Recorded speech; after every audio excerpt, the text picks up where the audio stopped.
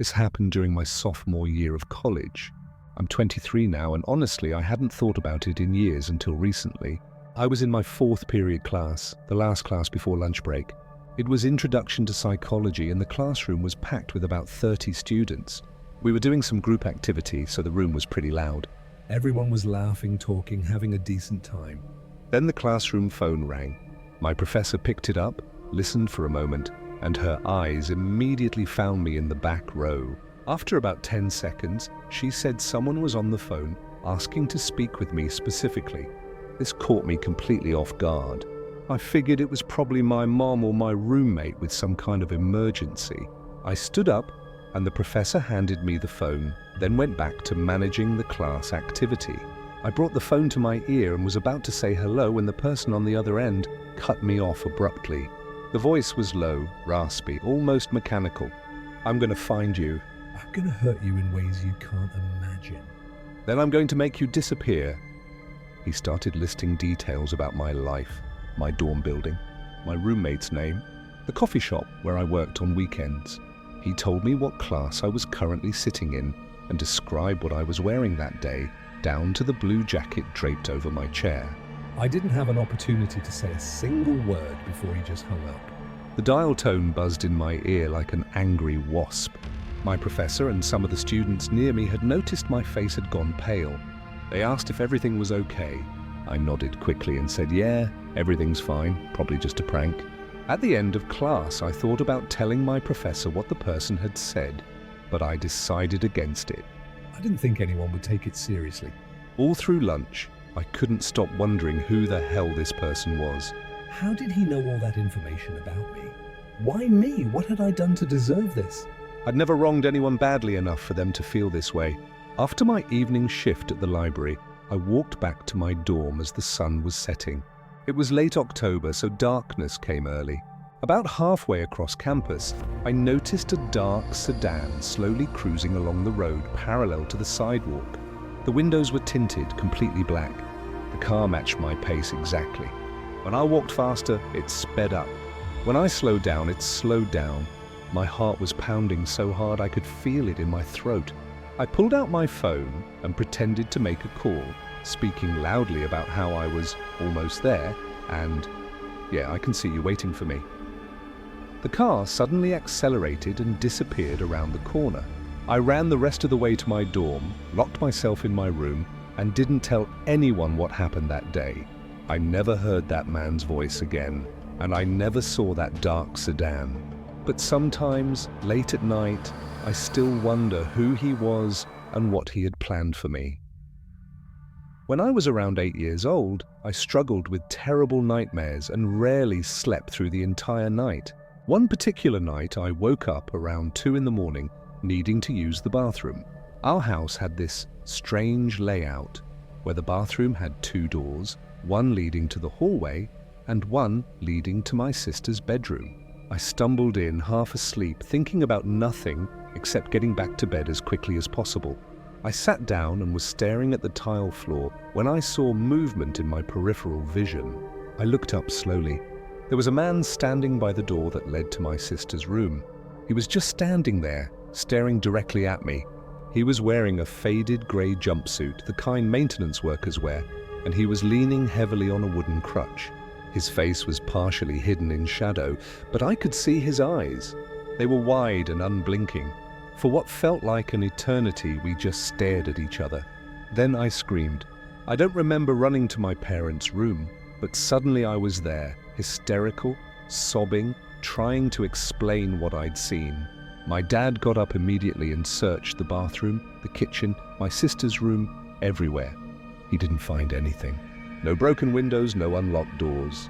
He told me it must have been a dream and let me sleep on their floor for the rest of the night. But I couldn't sleep. About an hour later, I heard it. The soft sliding sound of the bathroom door opening from my sister's side. Then footsteps. Slow, uneven footsteps like someone walking with a limp. The sound of that crutch tapping against the hardwood floor. Tap, shuffle, tap, shuffle. The footsteps moved from the bathroom into the kitchen, then stopped. The next morning, my dad went to make breakfast and immediately called my mom over. The refrigerator had been raided. A package of deli meat was gone. Half a loaf of bread. Some fruit. The back door, which we always kept locked, was now unlocked and slightly ajar. My dad called the police, but they didn't find any evidence of forced entry. To this day, I have no idea who that person was or how he got into our house, but I'll never forget those eyes staring at me in the dark, or the sound of that crutch tapping slowly across our kitchen floor. I used to rent a small house on Clearwater Avenue, right across the street from Morrison Park. It was a quiet neighborhood, mostly families and older couples. At night, when the park was deserted, I liked to sit on my porch and look at the trees silhouetted against the sky. One night, sometime around midnight, I stepped outside with a cup of tea. The street was empty, the park was dark, and everything was perfectly still. That's when I saw him. A man was standing in the park directly across from my house, right under one of the street lamps. He was dressed entirely in black. Black jacket, black pants, black gloves, and he was wearing a mask. The mask was completely smooth, pure white, featureless except for two small eye holes. It looked like a mannequin's face. The sight sent an immediate chill down my spine. He didn't move at all. He was standing perfectly still, but I absolutely knew he was looking directly at me. The entire neighborhood was silent. No cars, no voices, no dogs barking. Just me and this man in a white mask staring at each other across an empty street. We stood there for what felt like several minutes. Then slowly, without any warning, he turned and walked away into the darkness of the park. His movements were smooth, almost gliding. I immediately went inside, locked every door and window and called the police. I told them there was someone in a mask casing the neighborhood. The police came, took my statement, searched the park. They didn't find anyone. About 2 months later, I was doing yard work on the side of my house. I was pulling weeds from underneath my kitchen window when I found something stuck in the bushes. At first, I thought it was trash. I picked it up to throw it away. It was the mask. The same white, smooth, featureless mask the man had been wearing that night. It was dirty now, covered in mud and leaves, but it was unmistakably the same mask, which meant he had come back. He had been right outside my kitchen window. I moved out of that house 3 weeks later. I want to tell you about something that happened when I was working as a night security guard at Riverside Correctional Facility. This was about 6 years ago. I worked the overnight shift, midnight to 8 in the morning, 4 nights a week. One Thursday night, I arrived for my shift and my supervisor, a guy named Marcus, looked confused when he saw me. He said, "Jackson, what are you doing here?" I said I was here for work, obviously. He shook his head and said, "But you called in sick. Someone called about 3 hours ago saying you weren't coming in tonight." I was genuinely confused. I told him it must have been a mistake. Maybe they got the message wrong. After everyone clocked in and got their assignments, I went to my usual post in the central control room. This is the nerve center of the prison. It's where we monitor all the cameras, control all the doors, and manage the phone system. After I relieved the evening guard and settled in, I looked at the message log. It said I had called at 7:15 that evening and said I'd gotten sick while helping clean up after the storm. There had been a bad storm the previous night, lots of flooding and downed trees, but I hadn't been out in it. I'd been home all day. This was truly bizarre. Marcus came into the control room. He was also a friend of mine outside of work, and we started talking about how strange it was. While we were talking, I decided to call my wife at home to tell her about this weird situation. I picked up the phone and dialed our home number. After 2 rings, a man answered. His voice was rough, almost a whisper. He said, "Hello?" I didn't know what to say for a moment. I looked at the phone to make sure I'd dialed correctly. I had. After a few seconds, the person said again, "Hello? Who is this?" I finally managed to speak. "This is Jackson." Who the hell is this? Where's Rebecca? The person on the other end said, "This is Jackson. Rebecca's asleep in bed." "Who is this?" My head started spinning. My name is Jackson. Marcus saw my face go white. I told him to buzz me out immediately. I had to get home. I dropped the phone and heard Marcus pick it up behind me. As I was running for the exit, I heard him say, "What the hell?" I drove home faster than I should have, my mind racing the entire time. I kept thinking someone had broken into my house. I burst through the front door, and my wife was sitting on the couch watching television. She jumped up, startled, asking why I was home and what was wrong. I asked her who had been there. She said nobody, she'd been alone all night. After a long, confusing conversation, I tried to call work to tell them what was happening, but the phone line was dead. Completely dead. I drove back to the facility. When I walked in, Marcus was pale as a ghost. He asked me how I was doing this. I told him I had no idea what he was talking about. He said that when I left, he picked up the phone, and the person on the other end sounded exactly like me. The voice had said he was sick, didn't appreciate being disturbed, and demanded to be left alone. Then he said, while he was watching me leave, through the security cameras, the home phone number called the facility. He answered. And it was my voice again, angry, asking what was going on. The phone records later showed that my home phone had indeed called the facility, but the phone line to my area had been knocked out by the storm the night before. According to the phone company, my home phone shouldn't have been able to make or receive calls. To this day, I cannot explain what happened that night. It remains the strangest, most unsettling thing I have ever experienced. When I was 19, I didn't have a driver's license yet. I walked most places, occasionally got rides from friends, and very rarely hitchhiked. The night in question was one of those rare occasions. I'd worked late at the diner and was exhausted. It was freezing cold, probably around 20 degrees, and I just wanted to get home. Most of the time when I hitchhiked, I had rules. I wouldn't get in a car with a lone man. Only women or men with a girlfriend or kids in the car. But that night, cars were few and far between, and I was so cold my fingers had gone numb. When a burgundy sedan pulled over, I took a good look at the driver. He was thin, probably in his mid-30s, wearing glasses. He looked harmless enough. I got in. After we agreed on the destination, he introduced himself as Peter. I told him my name was Claire. We made small talk for a few minutes. He asked if I was a local.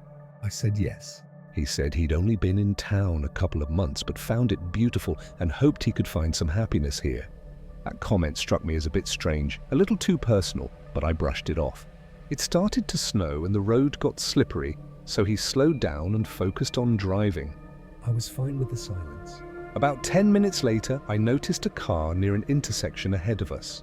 It looked like it was sliding on the ice. Without thinking, I said, "Watch out." He immediately slammed on the gas, shooting through the intersection, and shouted, "Don't you ever raise your voice at me again." I was completely taken aback. My heart jumped into my throat. I tried to keep my voice calm. "Look, this is close enough. You can just pull over here and I can walk the rest of the way." He didn't respond. I tried again. "Peter, did you hear me?" "You can pull over here." Nothing. He just stared straight ahead, driving faster now than he had been since the snow started. I was terrified. I didn't know if I should stay quiet or keep talking. I damn sure wasn't going to raise my voice again. After about a mile, he started mumbling under his breath. I couldn't make out what he was saying, so I said softly, "I'm sorry, I can't hear you." He began speaking louder, rapidly, saying things like, "You're always yelling at me. I've told you time and again, I don't appreciate being yelled at. But do you listen?" "No, you're always yelling." "Well, I'm done listening now. Do you hear that?" "I'm done." I was at a complete loss. I realized he wasn't talking to me. He was talking to someone else. Someone from his past. Someone who wasn't there. I noticed the door lock was missing. There was just a silver-lined hole where it should have been. I thought about grabbing the steering wheel and causing an accident, hoping for the best, when he suddenly looked at me for the first time since I'd gotten in the car. He blinked several times, rapidly, then slowed the car and pulled into a gas station parking lot. I waited, afraid to move, afraid to speak. After a minute or two, he quietly said, "I think I'd better let you out here," and hit the button to unlock the doors. I didn't hesitate. I jumped out like the car was on fire. I was about to walk into the gas station when he called my name. He looked so sad, so broken that I hesitated. He apologized. He said he was sorry if he'd frightened me, that he would never have hurt me, and asked if I'd be able to get home okay. I said yes, I would, and closed the door. He started to pull out of the parking lot, then stopped suddenly. He just sat there, his head down, for a long moment. I was frozen, wondering what the hell he was doing, and I was about to run into the station when he rolled down his window. He waved something in his hand. It was my hat. I'd left it on the seat. I approached cautiously. He handed it to me, apologizing again. I didn't know what to say, so I just said thank you. I watched as he drove off, making sure he was completely out of sight before I moved. I decided to walk to a friend's house instead of going home, just in case he was watching to see which direction I went. As I walked, I went to put my hat back on, and a piece of paper fell out. Folded inside the paper was a $100 bill. The note said, "I'm sorry. Please take a cab and don't ever hitch again. Some people want to hurt you and they don't even know why." That was the last time I ever hitchhiked. I knew a guy named Derek who ran a small bookstore and coffee shop downtown. It was a pretty cool place, kind of alternative, with live acoustic music on weekends and open mic poetry nights. But there was something about Derek that was just off. He was the kind of person who would stare at you a little too long when making eye contact. Women especially seemed uncomfortable around him. He had long, greasy hair, a scraggly beard, and drove a white van with no windows in the back. He just had this innate creepiness about him that you couldn't quite put your finger on. If you asked him how he was doing, he was the kind of guy who would respond with something like, "Oh, I'm good, just thinking about dark things," and laugh in a way that made your skin crawl. Everyone kind of knew he was probably joking, but still, who talks like that? After about a year, he sold the bookstore to a friend of mine, and I ended up managing it. Business picked up pretty quickly after word got out that Derek wasn't around anymore. The place really started to turn a profit. Everything was going great, and he started showing up again, just hanging around, being his creepy self, staring at teenage girls, making inappropriate comments. I eventually had to ask him not to come back. He didn't take it well. He made a scene, yelled about how it was still his place in spirit, how we'd betrayed him. Fast forward about 5 years. I'm sitting on my couch one evening, watching the local news. His face appears on the screen. He'd been arrested. The details made my blood run cold. He had been kidnapping women, holding them in the back of his van, torturing them. When they caught him, he had a woman shackled in the back. He'd been driving around all night, tasering her, assaulting her. He's currently serving 3 consecutive life sentences. I think about all the times he was in that bookstore, surrounded by young people, especially young women. I think about the jokes he made about hurting people. They weren't jokes. They were confessions disguised as humor. Something happened to me about 4 years ago that I still can't fully explain. I was asleep in my apartment, and I woke up randomly around 3 in the morning. I opened my eyes and immediately saw someone standing next to my bed. It was a woman, clearly female, but very small, maybe a teenager, or just a very petite adult. She was facing away from me, and her shoulder was cocked up near her cheek, like she was holding a phone. Her hair was pulled back in a low ponytail. There was nothing ghostly or transparent about her. She looked solid, real, exactly as a person would look if you woke up in a dark room with some moonlight coming through the window. There was absolutely no mistaking the fact that someone else was standing only a few feet from my bed. I sat up immediately. The shock and terror were overwhelming. My heart was pounding so loud I could hear it. The worst part was that she heard me sit up. She reacted, turning her head around slowly to face me as if she was equally surprised to see me. I actually closed my eyes like they do in movies, thinking that when I opened them she'd be gone and I could chalk it up to a half-dreaming state. I opened my eyes. She was still there, still staring at me. I started fumbling for the lamp on my nightstand. It felt like forever. I couldn't take my eyes off her. I was terrified that any noise or sudden movement would cause her to rush toward me or do something. When I finally found the switch and turned the light on, she vanished. Not like she ran away. She simply disappeared like she'd never been there at all. I slept with the lights on for weeks after that. I did not dream this. I did not imagine it. I know what I saw. This next story takes place about 3 years ago when I was living alone in a small rental house in the suburbs. It was late November, a Friday night around 9 in the evening. My daughter was already asleep in her room. I was in my home office working on my computer and talking with some friends online. Suddenly, there was a loud bang from outside near the front of the house. I immediately froze. My safe space, my home, had been invaded twice in the previous few months by someone attempting to break in. Once they tried the back door. Another time, they'd broken a basement window. Both times, the police hadn't been able to catch anyone. My mind started racing, trying to come up with logical explanations. Maybe it was the neighbors doing something. Maybe it was an animal knocking something over. Who in their right mind would try to break into my house when they could clearly see I was home? All the lights were on. It was quiet for a while, so I tried to go back to what I was doing, but my heart was still pounding. Then I heard rustling. It sounded like leaves being moved around, like someone was walking through the bushes along the side of the house. I turned the volume on my computer down to almost nothing. The rustling continued. I thought maybe it was a raccoon or a possum in the backyard. The banging could have been it jumping onto the garage roof. Who would try to break in so loudly when someone was clearly home? But half an hour passed, and the noises continued. Footsteps, scratching. My cat started meowing at the back door, wanting to go outside. I hate opening doors at night. Paranoia at its finest. But I couldn't ignore my cat. I kept the chain lock on and opened the door just enough to let him out. I peeked through the crack, scanning the front yard. Nothing out of the ordinary.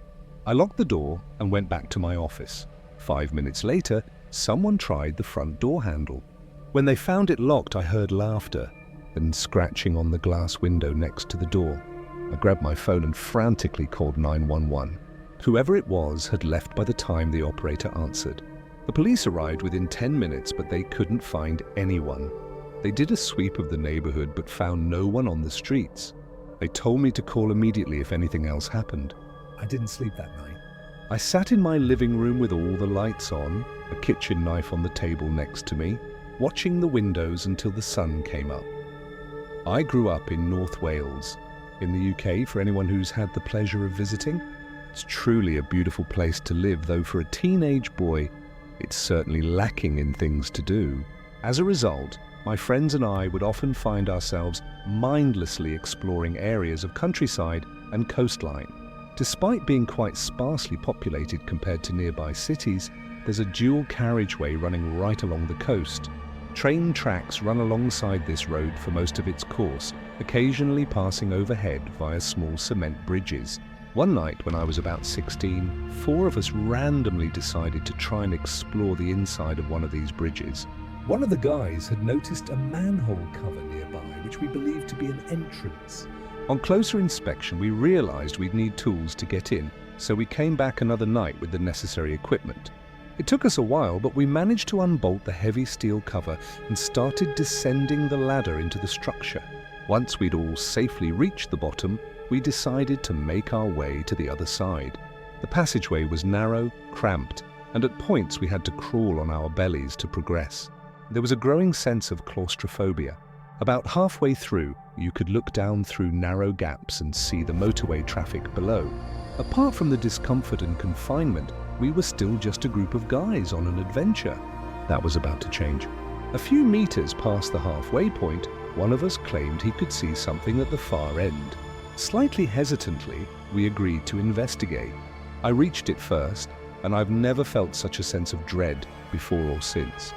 In front of me was a single folding chair positioned facing the cement wall. On the wall was a torn page from a magazine showing an adult woman in an explicit position. But something was different about it, something sinister. The woman's eyes had been cut from the page, removed with precision. Just gone. Then we found it. The condom used sitting on the chair. We got out of there as fast as humanly possible, smashing our knees and shins against the sharp cement edges, praying to God that the manhole hadn't been resealed. Thankfully, it was still open. We ran as far as our legs could carry us. I sometimes think, though not recently as I'd more or less forgotten about that night entirely, about the person who climbs down into that bridge, navigates through the darkness to sit facing a wall. You honestly couldn't envision a more disturbing situation. We never reported it. We never went back. And to this day, I have no idea who that person was or if they're still out there. This final story happened to me when I was 16. I worked at an ice cream shop, often closing alone late at night.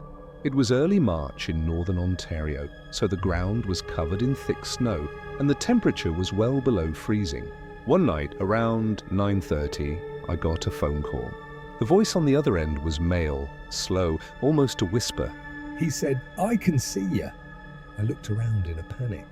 The store had huge glass windows on all sides. I couldn't see anyone in the darkness and the falling snow. Then he began to describe in vivid detail exactly how he planned to murder me. I was absolutely terrified. As soon as the shock wore off, which felt like ages but was probably only a few seconds, I hung up the phone. I was hysterical. I rushed to all the doors and locked them. Then I hid behind the counter with the phone in my hands, sobbing. I called my boss and told him what happened. I asked if I should call the police. His answer shocked me. He said no, it was probably just a prank, and I should open the store back up and go back to work. I couldn't believe it. He wasn't even making money that night. It was negative 15 degrees outside. Nobody was going to come in for ice cream. But he wanted me to endanger myself by unlocking the doors when some psycho had just been threatening me. I called my father, who was furious. He arrived within 5 minutes. I closed the store and he took me home. I never went back to that job. I never spoke to that boss again. But I'll never forget that voice on the phone, or the feeling of being watched through those windows, knowing someone out there in the dark could see me, but I couldn't see them.